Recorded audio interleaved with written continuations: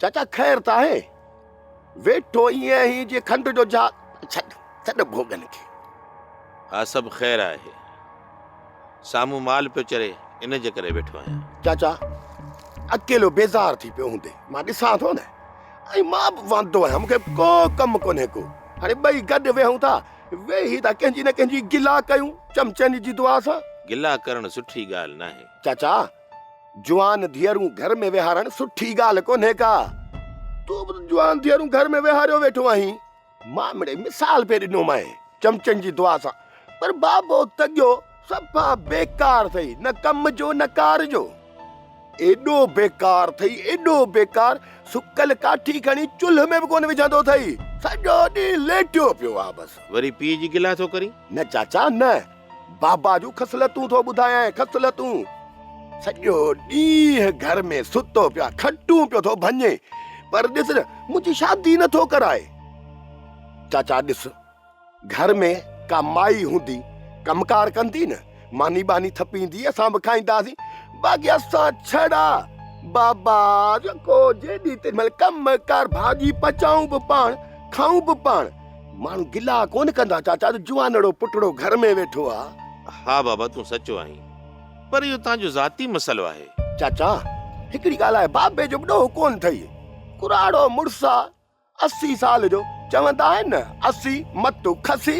मुंहिंजे अॻे ई मथे में सूर आहे, तूं सदाई मुंहिंजे मथे में छो लॻंदो आहीं? चाचा सालिया हिकिड़ो कमु कर, तूं ई खणी मुंहिंजी शादी कराए। हूअं बि त सदोरी मुंहिंजी आहे न, तो जो बाबा खे लिखी ॾिनी हुई चमचनि जी दुआ सां। मूं पिणे खे तो लाइ कोन लिखी ॾिनी, मूं इनकार बि कोन कयो। ठीकु आहे, पाण वारे पीउ खे चइजां अची मूंखां तारीख़ वठी वञे। एड़ा ॾींहं मुंहिंजा मौला तोखां मूं घुरिया, एड़ा ॾींहं मुंहिंजा मौला तोखां मूं घुरिया, काके तां मां सदको वञा, एड़ा ॾींहं तुंहिंजा मौला तोखां मूं घुरिया, वारस थींदो घोट।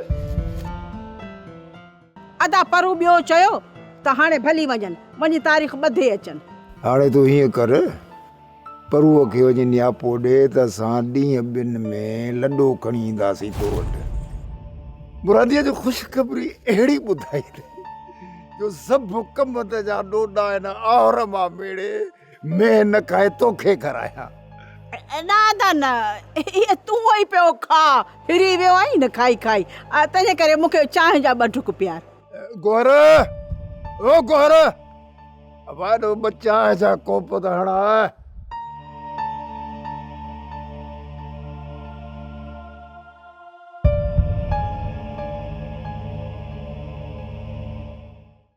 सोप सीरियल सिंध जाई तमाम एपिसोड्स ॾिसो हाणे HD क्वालिटीअ में। विज़िट करियो असांजो YouTube channel Sindh TV HD drama. Subscribe कयो असांजो official YouTube channel Sindh TV HD drama ऐं वधीक अपडेट लाइ बेल आइकन खे क्लिक करियो।